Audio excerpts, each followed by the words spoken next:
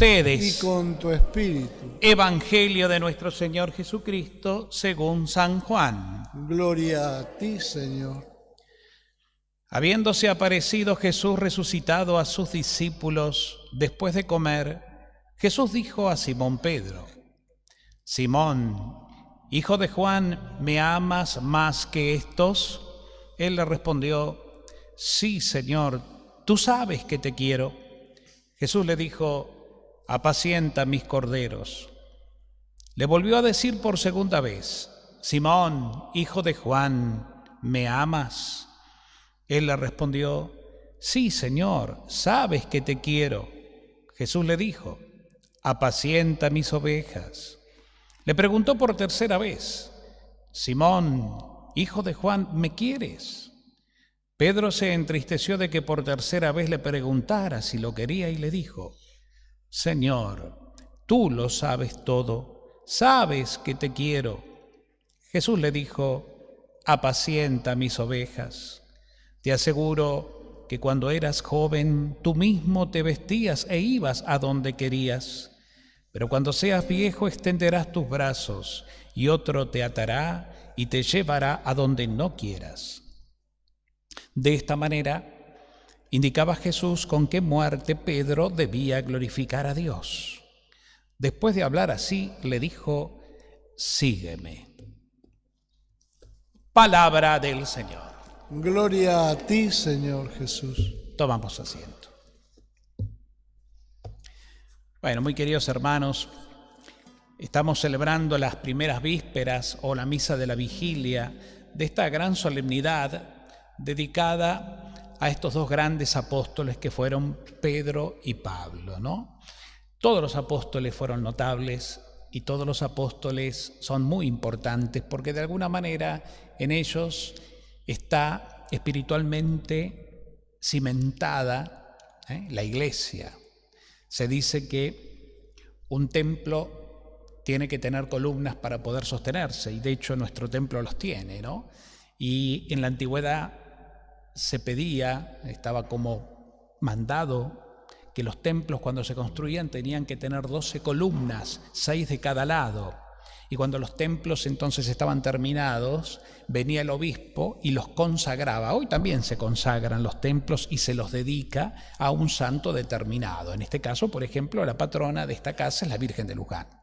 Cada templo, cada iglesia tiene su patrono, ¿no? Entonces tenía que tener obligatoriamente en aquel entonces 12 columnas. ¿Por qué 12 columnas? Y porque representaba los orígenes y a los fundamentos que fueron los 12 apóstoles, que a su vez fueron 12 porque Jesús los elige representando a las 12 tribus de Israel, yéndonos ya al Antiguo Testamento, ¿no?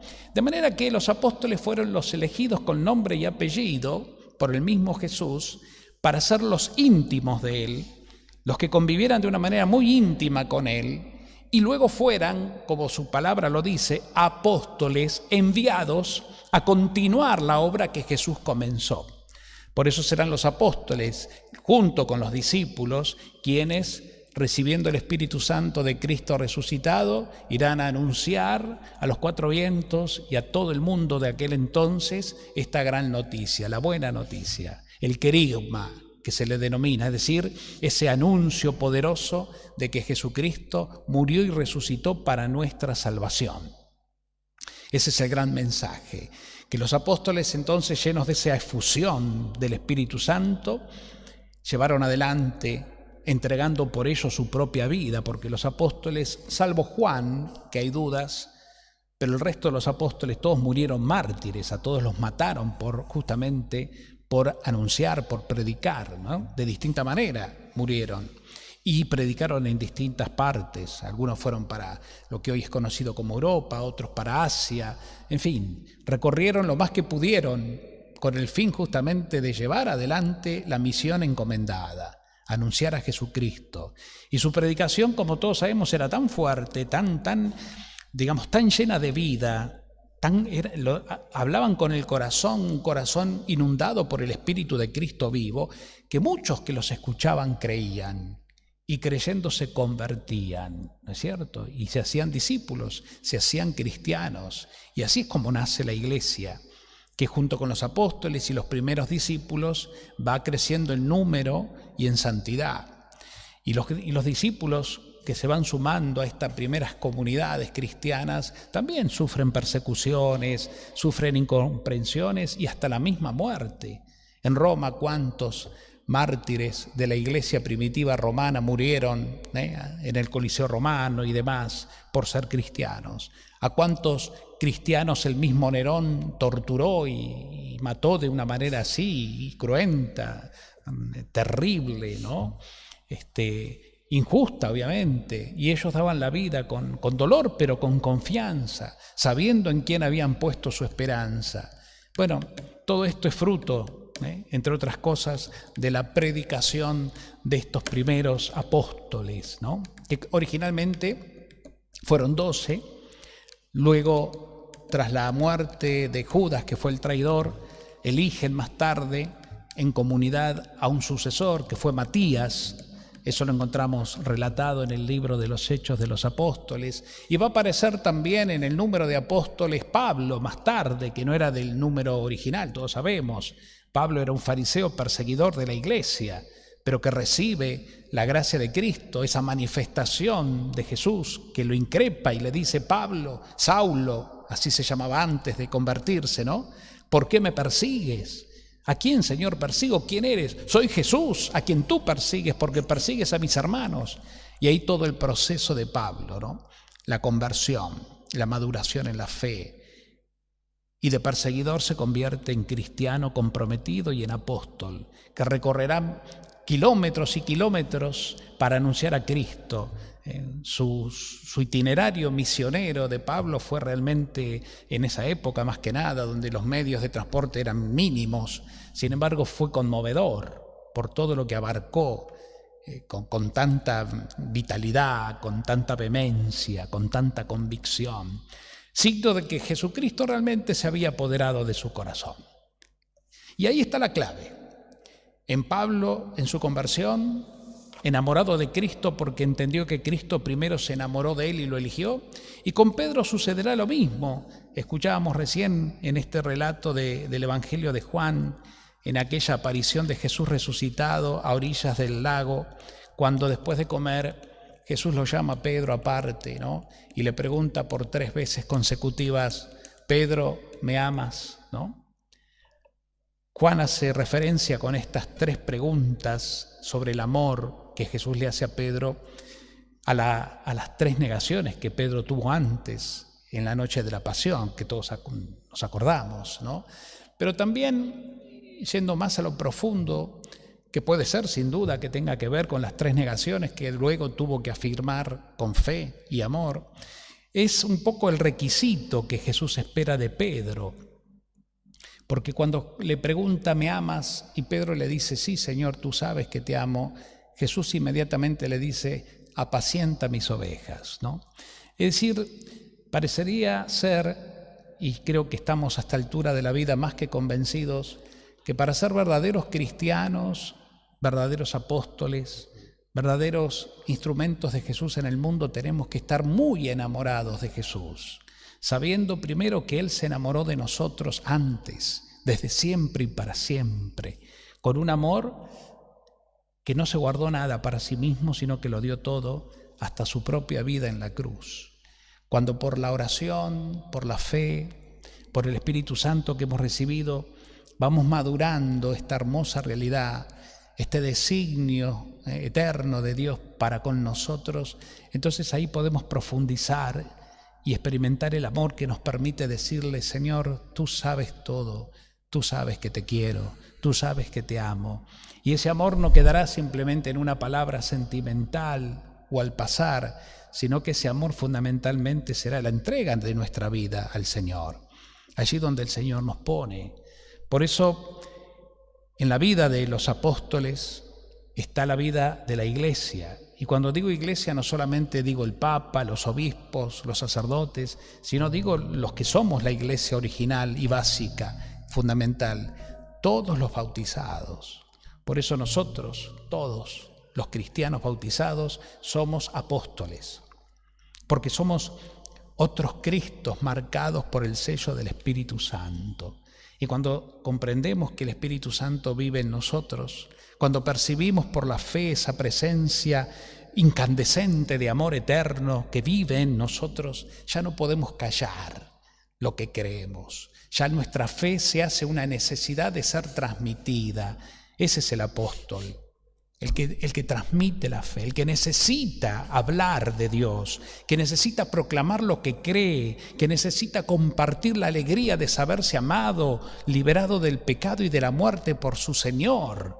Un gozo eterno, un gozo sobrenatural, infinito, que no se puede contener, que sale del pecho, como salió del pecho el corazón de Cristo, enamorado, que dio la vida. Así el cristiano también en su Señor y por su Señor quiere dar la vida en lo cotidiano, para anunciarlo, con una palabra, con un testimonio, con una presencia, con un compromiso, con una actitud servicial a quien más lo necesita, con obras de misericordia, especialmente en el perdón a quien te ofende, te lastima, te persigue, te daña.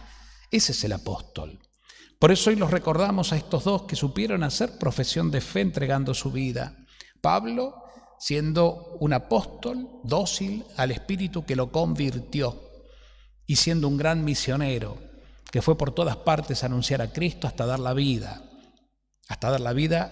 al extremo y hasta sufrir cadenas, persecuciones, cárceles y un montón de circunstancias adversas que no impidieron para nada que el apóstol llevara adelante su misión, porque nada ni nadie lo pudo detener, porque él estaba enamorado de Cristo, que se enamoró de él primero. Y Pedro igual, con su personalidad de un hombre hosco, un hombre tal vez medio embrutecido, sin la cultura que tenía Pablo. Pablo, por el contrario, un hombre muy culto, muy preparado, muy estudioso, que manejaba idiomas, que venía formado en filosofía y teología del Antiguo Testamento, de la ley farisaica, etcétera, ¿no?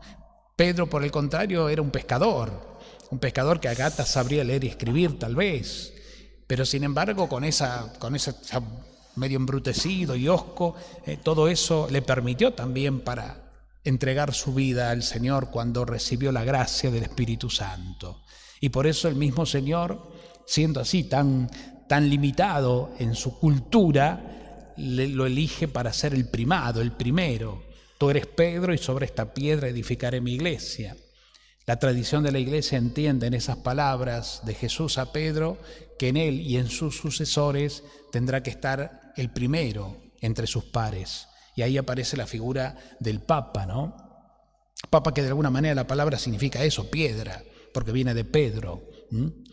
Entonces, ¿cuál es la vocación y la misión del Papa? No ser el mandamás, ni el líder, como suelen decir a veces los periodistas, el líder de la Iglesia Católica. Obviamente que ejerce un liderazgo, la personalidad y la presencia del Papa cuando habla, obviamente conmueve, moviliza. La palabra del Papa tiene un peso internacional muy grande por lo que significa el Papa. Pero más que nada la elección de Cristo a Pedro y a sus sucesores no es para ser un líder, un primado, un jefe de Estado, como de hecho también lo es, sino fundamentalmente para ser el signo de la unidad en el amor. Por eso hay una cabeza que marca la unidad en el amor.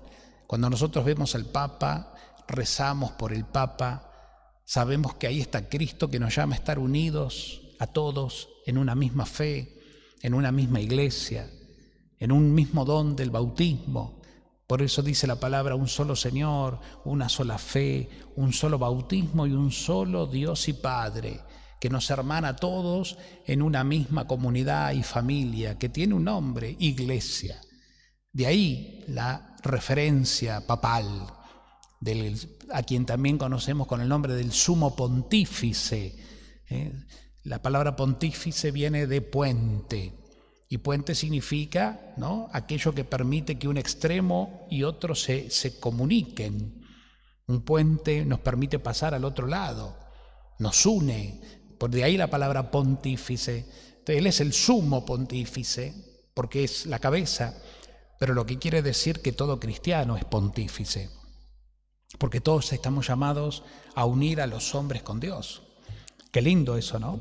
Qué hermosa misión, que vos puedas ser una persona, un cristiano, una cristiana, a quien Jesús te necesita y te invita para que otros lo conozcan a Él, para que otros se acerquen a Él, se unan a Él.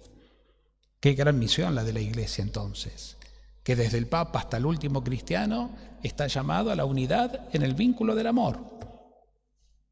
La Iglesia fundamentalmente, hermanos queridos, es eso, una familia de amor, una familia de Dios, una familia de hermanos, una familia que convive y comparte la fe que profesa en su único Señor, el Padre Creador, el Hijo Redentor y el Espíritu Santo que nos santifica y nos llena de vida divina. En esa dimensión sobrenatural nosotros peregrinamos en este mundo junto a nuestros pastores, ciertamente, pero en unidad de amor y de servicio, de entrega. Por eso la Iglesia es martirial. La palabra mártir significa testigo, aquel que es testigo hasta el extremo, hasta dar la vida. Por eso hoy, al celebrar a Pedro y Pablo, que fueron mártires porque los mataron por Cristo, nos vestimos de rojo, que representa justamente la sangre derramada, ¿no es cierto? ¿No? De hecho, fíjense ustedes, y esto como dato curioso que a veces suele aparecer, los cardenales, que son como los primados junto con el Papa de la Iglesia, antiguamente se los llamaba los príncipes porque son los principales, no porque son príncipes a modo de gobierno. Entonces se visten de rojo. Cuando se elige a un obispo, el Papa lo elige cardenal, de usar el color obispo, que es ese medio rosado, se le da ornamentos o hábitos rojos. ¿Por qué? Porque el cardenal está llamado a dar la vida por la Iglesia, si es necesario morir y derramar su sangre por la Iglesia y por Pedro, y junto a Pedro, que sería el Papa, ¿no? Entonces por eso los cardenales se visten de rojo, es la ropa púrpura que le llamamos. Bueno, pero en definitiva la Iglesia es martirial. Es decir, vos, yo, todos estamos llamados a ser mártires, cada día. No porque nos maten, tal vez si Dios lo quiere y lo permite y así lo ve conveniente, será. Pero no se trata de morir, que te maten, sino de dar la vida todos los días un poquito, venciendo el hombre viejo, el hombre egoísta, el hombre pesimista, negativo, que piensa solamente en sí mismo, etcétera, como el mundo, para empezar a ser un hombre nuevo, un hombre entregado, generoso, alegre, optimista, porque tiene esperanza en su Señor, más allá de que todo alrededor esté opacado. Nada nos deprime, nada nos quita la esperanza en el Dios de la vida que vive en mí y en cada uno. Entonces de ahí la alegría del cristiano que florece, más allá de las adversidades a las cuales se tiene que enfrentar todos los días tal vez, sabiendo que Dios es el motor de la vida, de Él venimos, en Él vivimos, nos movemos, existimos, dirá Pablo, y Él es nuestro destino final en la gloria que nos espera por un amor que nos tiene, eterno, incondicional, infinito. Entonces de ahí está la alegría cristiana. Y eso nos lleva a cumplir la misión que a cada uno nos encomendó en el día a día. A mi sacerdote, a Francisco su lugar de sumo pontífice, a vos en donde estás.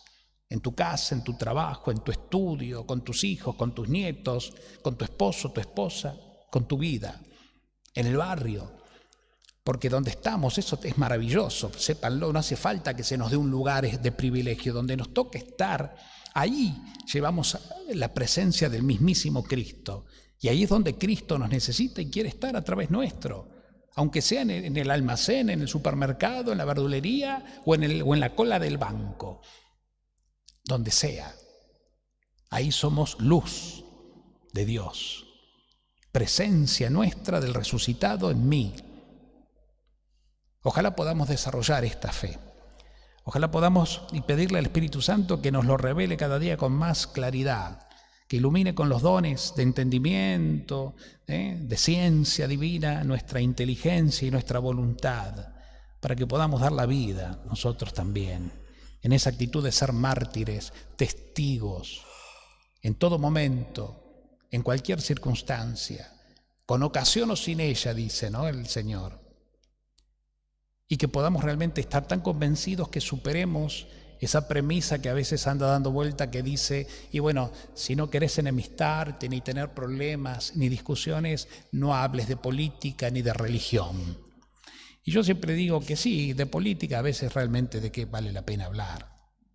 Como estamos viviendo y lo que significa la política lamentablemente en estos tiempos, obviamente que no vale la pena perder el tiempo en discutir sobre eso.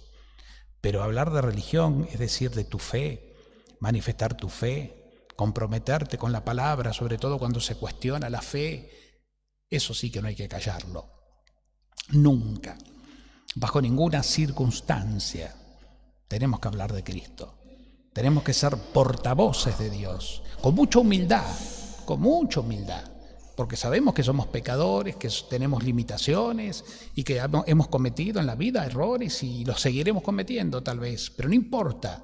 Con mucha humildad, no dejar de hablar de Dios, no dejar de dar testimonio, no dejar de evangelizar, de anunciar a Jesucristo con mi palabra y sobre todo con mi testimonio de amor, que como les decía pasa por esas obras de amor, de caridad, en el servicio al pobre, al necesitado, al enfermo, al que necesita de vos, aunque más no sea para que lo escuches un rato.